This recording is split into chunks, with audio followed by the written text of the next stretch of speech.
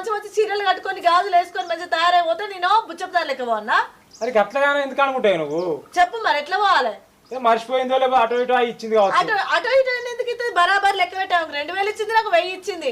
నేను అంతా లేకిడి దాని లెక్క కనబడతానా? అది మాటలు ఎందుకే ఇప్పుడు? మళ్ళీ మాటలు ఎందుకంటే ఏమన్నట్టు నువ్వు అడగవు, ఇంకా నన్నే వెనకేసి కచ్చుకుంటావు. ఆమెను నాతోనే వాళ్ళు పెట్టుకుంటున్నావు. పోనీ తీరాది ఒక్కసారికి.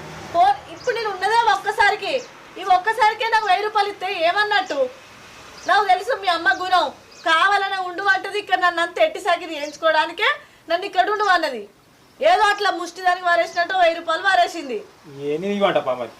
అంటే నువ్వు ఏమంటే ఇచ్చుడేంది నాకు? అంటే నేను ఇంటి కోడలని కదా, నేను ఇంట్లో పని చేతులేండి, నేను మనిషిని కదా, నాకు మంచి చీర కొని కదా. ఏం చేసుడే మరి? నేను ఉండవు సక్కని మా ఇంటికి పోతా. ఉండమంటే ఉండని చెప్పి రేపు పోతే ఇప్పుడు ఎట్లుంటుంది మాట పోతుంది అంటే మరి నీకు మాట పోతా చూస్తున్నప్పుడు మరి పాప బాధ